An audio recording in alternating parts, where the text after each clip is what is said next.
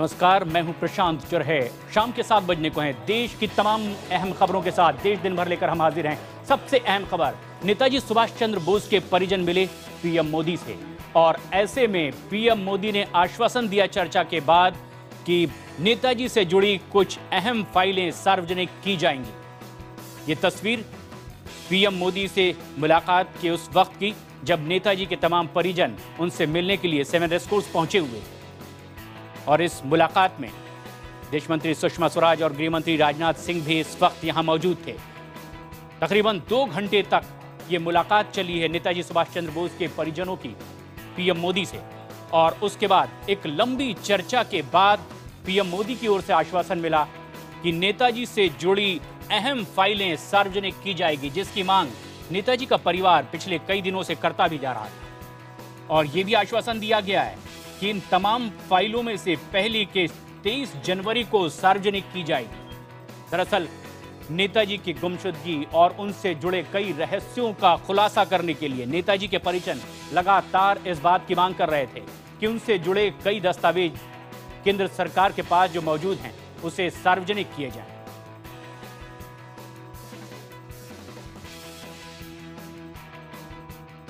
और ये तस्वीरें उस वक्त की जब नेताजी के परिजन उनसे मिलने के लिए 7 रेसकोर्स पहुंचे हुए थे।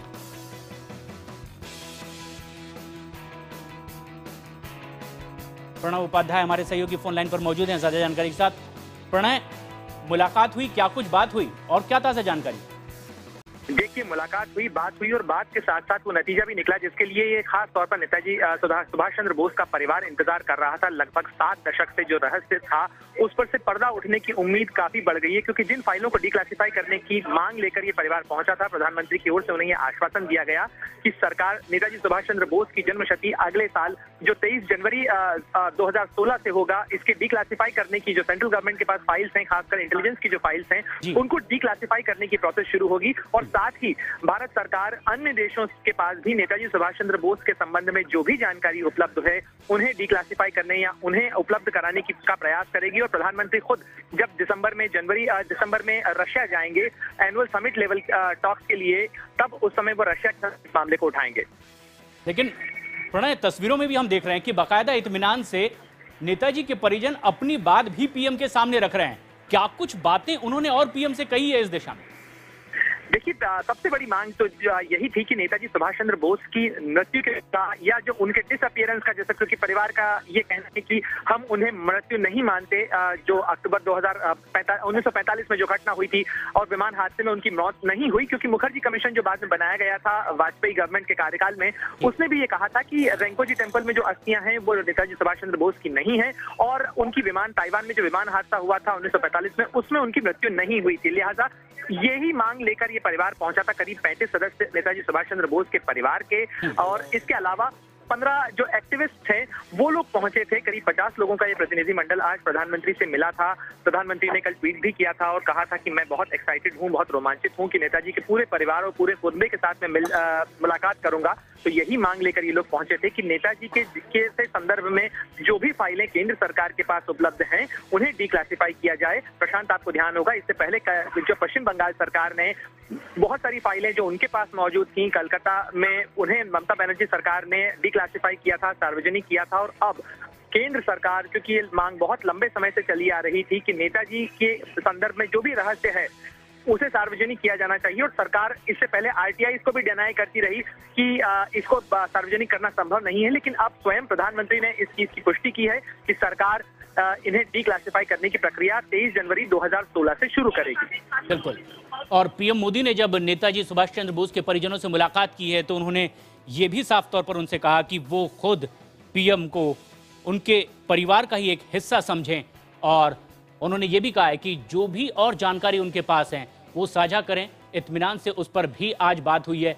पीएम मोदी ने यहाँ उन्हें यह भी आश्वासन दिया है कि इतिहास को किसी भी तरह से दबाने की जरूरत नहीं है, और जिस तरह से इस चर्चा के बाद केंद्र सरकार की ओर से आश्वासन दिया गया है कि इन तमाम फाइलों में से पहली किस्त 23 जनवरी को जारी कर दी जाएगी, जिसकी मांग नेताजी के परिजन कर रहे थे। लेकिन प्रणय, जिस तरह से ये मांग पिछले कई दिनों से की जा रही थी और इस पूरे इतिहास को सच्चाई को सामने लाने की मांग नेताजी के परिजन कर रहे थे। वो कुछ रिएक्ट कर पाए हैं इस मुलाकात के बाद कि वो कितने आश्वस्त हैं केंद्र सरकार के इस भरोसे के बाद भी?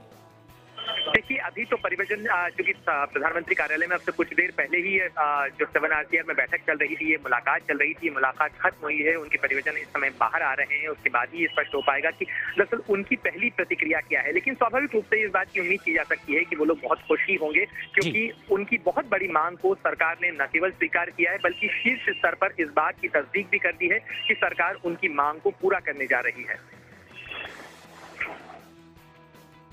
जी, शुक्रिया प्रणय आपका इस पूरी जानकारी के लिए। तो केंद्र सरकार की ओर से आश्वासन मिला है और पीएम ने भी ये बात उन्हें कही है कि बहुत जल्द केंद्र सरकार यथासंभव इन फाइलों को सार्वजनिक करेगी। और अब खबर पंजाब के फरीदकोट से है, जहां पर सिखों का प्रदर्शन लगातार जारी था और ऐसे में इस प्रदर्शन को रोकने के लिए पुलिस को बल प्रयोग भी करना पड़ा और हवाई फायरिंग भी हुई और इसके बाद ये हंगामा कुछ और ज्यादा बढ़ता दिखाई दिया। आखिरकार पुलिस को वाटर कैनन का भी इस्तेमाल करना पड़ा। इससे पहले हुई हिंसा में 2 लोगों की मौत हो गई। हम आपको बता दें कि पिछले 2 दिनों से फरीदकोट और मोगा में सिख समुदाय का जोरदार प्रदर्शन चल रहा है। सिखों ने धार्मिक भावनाओं को भड़काने का आरोप लगाया और इसके बाद सिख समुदाय सड़कों पर उतर आया। प्रदर्शन कर रहे लोगों ने सड़कों को जाम करने की भी कोशिश की। इसके बाद मौके पर पहुंची पुलिस ने जमकर लाठीचार्ज किया, आंसू गैस के गोले छोड़े, वाटर कैनन का भी इस्तेमाल किया गया।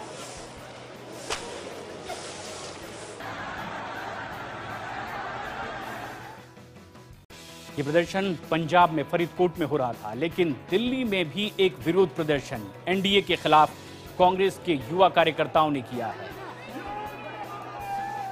एनडीए सरकार के खिलाफ ये प्रदर्शन दिल्ली में, बिहार में चुनावी घमासान के बीच अब दिल्ली में कांग्रेस ने महंगाई समेत तमाम मुद्दों को हथियार बना करके एनडीए के खिलाफ यह प्रदर्शन किया। अमरिंदर सिंह लवली की अगुवाई में यह प्रदर्शन किया गया कांग्रेस कार्यकर्ताओं की ओर से। लवली ने कहा कि सीबीआई बीजेपी सरकार की कठपुतली की तरह व्यवहार कर रही है। प्रदर्शनकारियों को रोकने के लिए यहां भी वाटर कैनन का इस्तेमाल किया गया।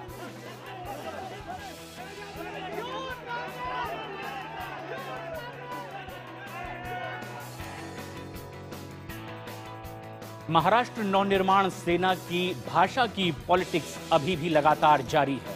पहले गुजरातियों को निशाना बनाया गया, गुजराती फिल्मों को निशाना बनाया गया और अब गरबा और डांडिया उनके निशाने पर है। उन्होंने कह दिया है कि गुजराती गानों पर नहीं, मराठी गानों पर ही ये गरबा होगा।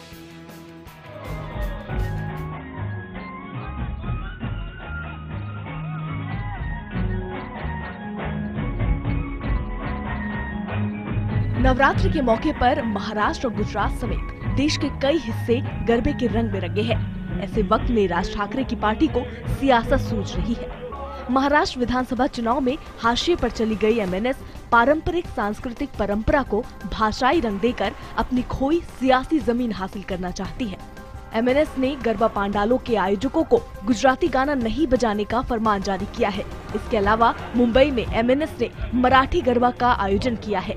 इन गरबा स्थलों पर गुजराती गाने बजाने पर सख्त पाबंदी लगाई है। गुजराती लोगों को हक या किसी भी कम्युनिटी को हक है महाराष्ट्र में रहकर कि वो अपने तरह से अपना फेस्टिवल सेलिब्रेट कर सकें। तो आप जब मराठी लोग आगे आके अपना सेलिब्रेट अपने ढंग से सेलिब्रेट करना चाहते हैं, वो भी अपने ही राज्य में, तो इतनी तकलीफ क्यों हो रही है? हालांकि एमएनएस की गुंडागर्दी से डरे आयोजक शिकायत करने के लिए आगे नहीं आ रहे हैं। जानकार एमएनएस के इस कदम को 2017 में होने वाले बीएमसी चुनावों की चिंता बता रहे हैं। मुंबई पुलिस की एक और हरकत उनकी वर्दी पर दाग के तौर पर लगी। दरअसल एक रेप पीड़िता अपनी शिकायत लेकर थाने पहुंची। बजाय इसके कि उसकी सुनवाई होती, उसे न्याय दिया जाता, बल्कि इस पीड़िता को ही घसीटकर थाने तक लाया गया पुलिस की ओर से। ये सीसीटीवी फुटेज मुंबई के जुहू पुलिस स्टेशन का है। इसमें महिला पुलिसकर्मी एक महिला को घसीटते हुए पुलिस स्टेशन ले जा रही है। वैसे आपको ये भी बता दें कि ये महिला कोई आरोपी नहीं बल्कि बलात्कार पीड़िता है। रेप पीड़िता का कहना है कि वो अपना बयान दर्ज करवाने के लिए पुलिस स्टेशन पहुंची थी, लेकिन पुलिस उसे घसीट कर ले गई। मुझे जबरदस्ती खींच के अंदर लेके गया और वहाँ पे लेके जा रहे थे जहाँ क्रिमिनल्स होते हैं और जहाँ पे वो लड़का बैठा था ताकि मुझे पीट सके। बॉम्बे हाईकोर्ट में अगस्त में महिला कांस्टेबल के खिलाफ हाथापाई की शिकायत करने वाली 33 साल की रेप पीड़िता ने एक और खुलासा किया। पीड़िता का कहना है कि पुलिस ने उसके ऊपर दबाव डाला कि वो मारपीट की घटना को भूल जाए। मामला साल 2012 का है। इस वीडियो के सामने आने के बाद पुलिस का कहना है कि पीड़िता को बचाने के लिए जबरन पुलिस स्टेशन ले गई थी। इस मामले की पूरी सच्चाई जानने के लिए मुंबई पुलिस के आला अधिकारियों ने एक एसीपी रैंक के अधिकारी से जांच की मांग की है। और मुंबई के बाद अब खबर दिल्ली से, जहां बलजीत नगर में एक युवक ने एक महिला को उसके 2 बच्चों के सामने ही सरेआम गोली मार दी और उसके बाद खुद को भी गोली मारकर आत्महत्या कर ली। बताया जा रहा है ये मामला एक तरफा प्यार का है और जब इसकी भनक उसके पति को चली थी तो वो अब अमेरिका शिफ्ट होने की तैयारी में था, लेकिन इस बात से नाखुश था यही युवक। प्रियंका अब इस दुनिया में नहीं है। मंगलवार को बलजीत नगर में प्रियंका की हत्या कर दी गई और हत्या का आरोप किसी और पर नहीं बल्कि रोहतक के ही अमित पर है, जो प्रियंका का बॉयफ्रेंड बताया जा रहा है। दरअसल अमित से दोस्ती की खबर मिलने के बाद प्रियंका का पति शिबू अमेरिका शिफ्ट होने के प्लान बना रहा था, जिसके लिए कागजात बनने शुरू हो गए थे, लेकिन इसकी भनक अमित को लग गई थी। अमित किसी भी कीमत पर प्रियंका को अमेरिका शिफ्ट होने देना नहीं चाहता था। अमित ने प्रियंका को कई बार अमेरिका जाने से रोका, इसलिए वो मंगलवार को प्रियंका के घर पहुंचा। देखते ही देखते दोनों में झगड़ा शुरू हो गया। गोली लगते ही प्रियंका की मौके पर ही मौत हो गई। प्रियंका की हत्या के बाद अमित ने उसी रिवॉल्वर से खुद को भी गोली मार ली। एक लेडी है और एक जेंट्स है, उनकी डेड बॉडी है और प्राइमा फेसी इन्वेस्टिगेशन से पता लग रहा है कि पहले प्रियंका को गोली मारी, उसके बाद उन्होंने अपने आप को गोली मारी। इन्वेस्टिगेशन कर रहे हैं। पुलिस ने अमित के बैग से व्हाट्सएप मैसेजेस के प्रिंट आउट के 3 पन्ने बरामद किए। पुलिस को शक है कि अमित इन्हीं पन्नों को सार्वजनिक करने की धमकी देकर प्रियंका को अमेरिका जाने से रोक रहा था। पुलिस ने मौके से वो कट्टा भी बरामद कर लिया है जिससे वारदात को अंजाम दिया गया।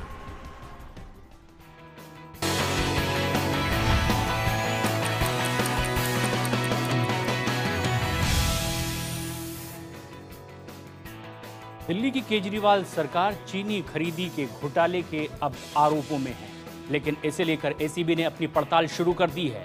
आरोपों के घेरे में खुद मुख्यमंत्री और बर्खास्त मंत्री असीम अहमद भी हैं, लेकिन अब सरकार की ओर से एसीबी चीफ को ही कटघरे में खड़ा किया जा रहा है। प्याज की खरीद में घोटाले के आरोपों की जांच अभी पूरी भी नहीं हुई कि दिल्ली सरकार पर अब चीनी घोटाले के नए आरोप लगने लगे हैं। बीजेपी के मुताबिक आरटीआई में खुलासा हुआ है कि सरकार ने अब तक 1 करोड़ 1 लाख किलो चीनी सैनिक फूड प्राइवेट लिमिटेड और doctor frozen food India private limited नाम की 2 कंपनियों से खरीदे हैं। बीजेपी का आरोप है कि दिल्ली सरकार की आपात स्थिति के लिए केजरीवाल सरकार ने 1 करोड़ किलो से ज्यादा चीनी 34 रुपए किलो के हिसाब से 2 निजी कंपनियों से खरीदी, जबकि आम बाजार में चीनी का थोक रेट 30 रुपए प्रति किलो है। चीनी की खरीद में घोटाले के आरोप केजरीवाल सरकार पर अभी तक का सबसे बड़ा भ्रष्टाचार का आरोप कहा जा रहा है। भ्रष्टाचार के अलावा सभी विषयों पर, सभी राजनीतिक मोर्चों पर माननीय मीणा जी की सक्रियता आप लोगों से छुपी नहीं है। इस तरह का कोई भी भ्रष्टाचार नहीं हुआ। हालांकि सरकार का दावा है कि इस मामले की उसे कोई जानकारी नहीं है। फिलहाल एसीबी खरीद से संबंधित शिकायतों की पड़ताल कर रही है। ऑनलाइन दवा बेचे जाने का विरोध कर रहे हैं देश भर के तमाम केमिस्ट और एसोसिएशन ने आज राष्ट्रव्यापी हड़ताल का ऐलान किया है, लेकिन परेशानियां मरीजों को हो रही हैं। दिल्ली के जंतर मंतर पर ऑनलाइन दवा की बिक्री का विरोध कर रहे दिल्ली एनसीआर के दवा विक्रेता ऑनलाइन बिक्री को गैर कानूनी बता रहे हैं। इनका कहना है कि ऑनलाइन शॉपिंग की मंजूरी से दवाइयों की बिक्री पर किसी का नियंत्रण नहीं रह जाएगा। केमिस्ट एसोसिएशन इंटरनेट के जरिए दवाओं की बिक्री को नियमित किए जाने के केंद्र सरकार के फैसले का विरोध कर रहा है।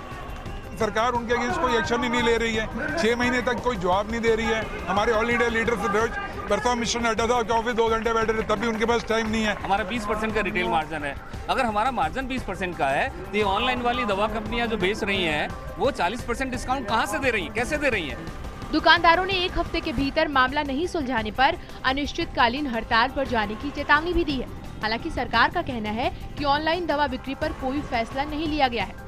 दवा विक्रेताओं का दावा है कि 1 दिन की हड़ताल से दवा विक्रेताओं को 250 करोड़ का नुकसान होगा।